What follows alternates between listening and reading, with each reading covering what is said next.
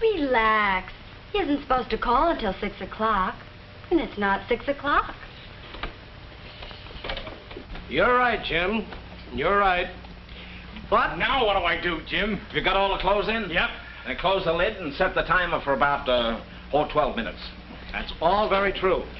To a woman, the most important thing is how it looks. Yes, styling was important to Nancy, sure. You know, when a thing's engineered right, it's beautifully simple. Simple. That's exactly the point. Appliances? Why, it's the same with furniture, automobiles, houses, anything. If you want to make it easy to live with for a long time, it's got to be made simple. Simple and functional. That's all there is to styling.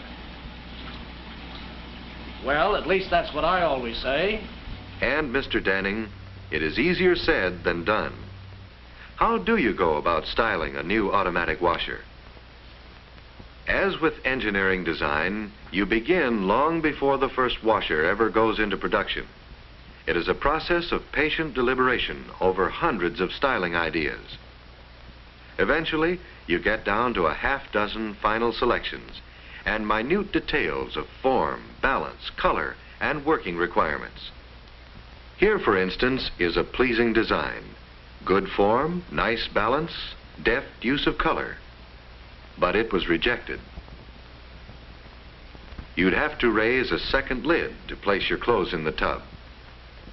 Here's another idea, equally attractive at first glance, but chrome trim, like seasoning in food, has narrow limits of tolerance.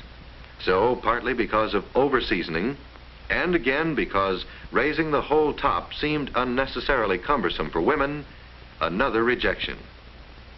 So it goes, with rejections and refinements, measured always against the best interests of the ultimate user, leading at last to the one best styling design.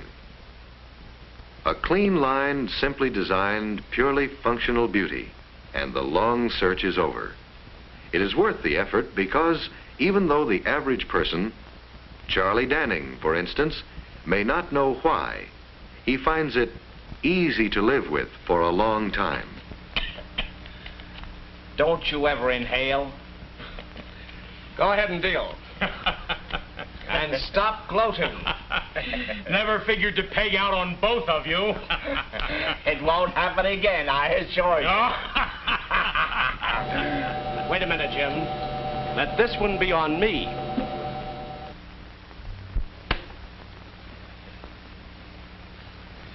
Well, I suppose Nancy'd be lost without it now. Without what?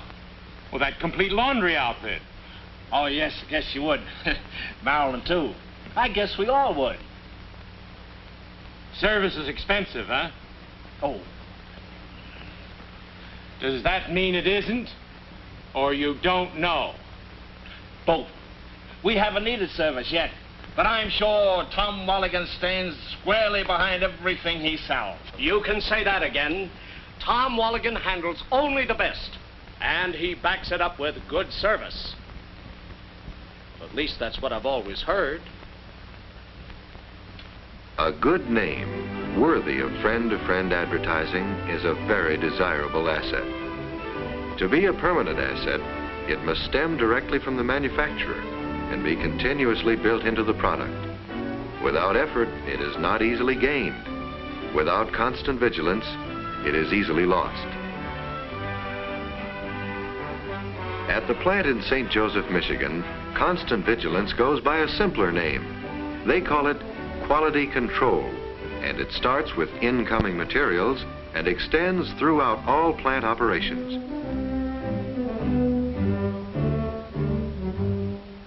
You find quality control in precise laboratory tests made before any quantity shipments of materials are accepted. You find quality control in giant operations that keep in mind the human factor. For safety's sake, all hands must be on the starter buttons before this press will operate. You find quality control in specially designed machines, such as this tangent bender. For greater strength, it forms the automatic washer cabinet from one piece of sheet steel. Then an automatic welding machine called a stitch welder completes the one-piece construction.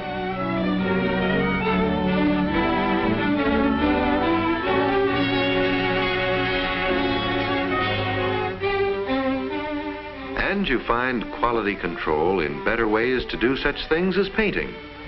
These ingenious automatic paint sprayers lay on an incredibly smooth, even finish through electrical attraction, an entirely new principle. But most of all, you find quality control in specific checkpoints, not only at the finish stage, but at every step of the way. More than 10% of the workers here are quality control inspectors, and you find them checking every part of every machine. Every base plate assembly is checked to make sure the supporting studs are perfectly aligned.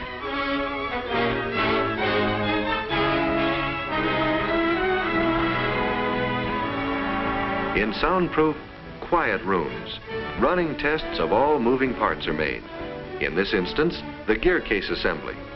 Every one is tested before it moves on. The heart of the suds return system is the two-way valve.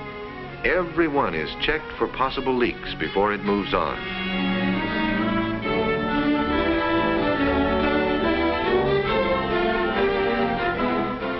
In other quiet rooms along the final assembly line, every completed machine gets final working tests before it is tagged satisfactory.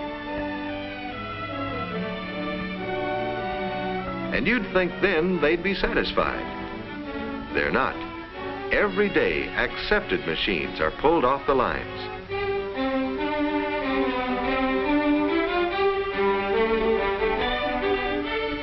They're given complete and punishing test runs just to make sure again.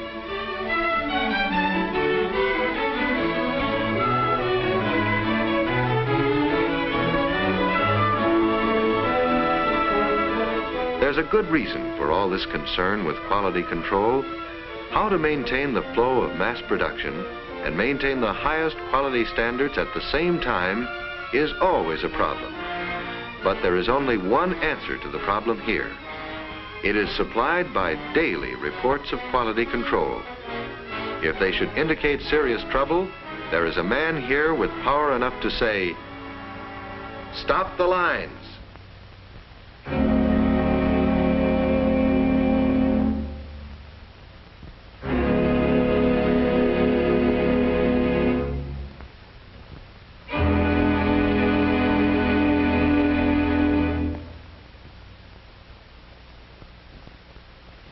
Actually, there has never had to be a stoppage of production such as this. Quality control itself is the safeguard. New methods, better equipment, constant checking keep the rhythm of production on a 24-hour beat.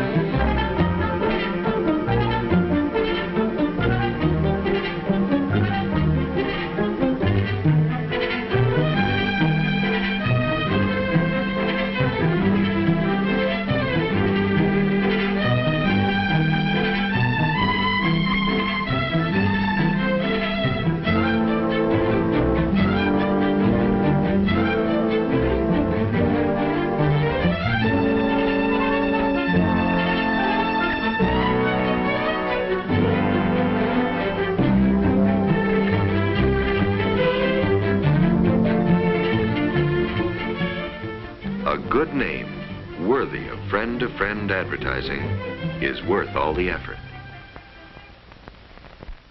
Carol, why don't you go in the water? Oh, I'm too lazy. Honestly, if Mother wonders out loud just once more how the men are making out, I'll scream. I wonder myself. Well, that's a mighty neat job if I do say so myself. Say, Jim, won't Nancy be surprised to see this? More likely amazed, Charlie, amazed. Oh, I don't know. No more than Claire and Emmy when they find out about your hidden talent for washing clothes. I've still got our wash to do. Me too.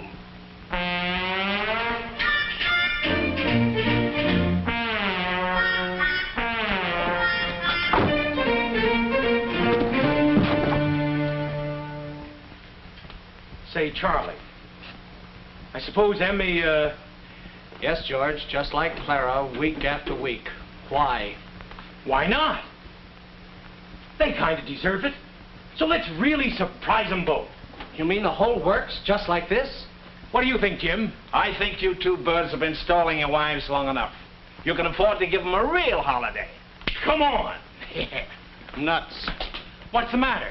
Tom Walligan. Suppose he is still there. How do we know that he's prepared to deliver 2 complete laundries at this short notice? Well, why don't I call him? If he's still there, I'll explain the situation. Fine.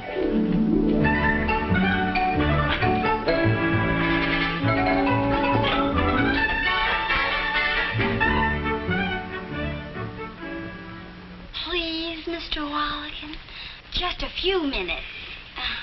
Please. But, Miss Danning, I gotta close up now. I know you want to leave and everything, but Yeah, well, with my wife, I gotta have good reasons for missing dinner. I'm sure she will understand. Line's busy. Oh, that's too bad. Yeah. Yeah? Well. Hey, that means he's still there. Come on, Charlie. Keep calling Jim and tell him we're on the way. Okay, fellas. So you can see how important it is to us, Mr. Walligan. Yeah, well, I'm sure you girls had a very good idea there, but...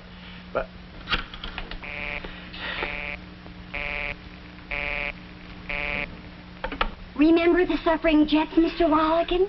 They never gave up till they won the women's vote. No sirree. Talk.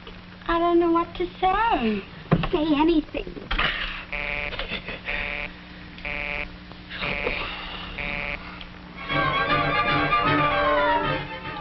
The bougainvillea are Two. My mother has a new trellis in our house.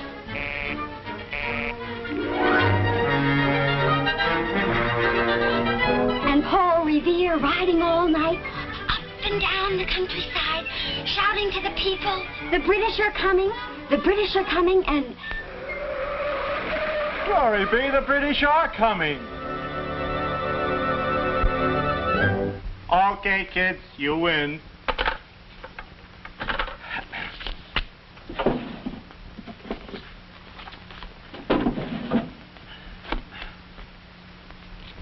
And none of us had the faintest idea. Clara and Emmy are simply delirious. Just imagine George and Charlie taking the notion just like that. Well, what is the matter? oh, I was checking my theme at breakfast. Oh, yes.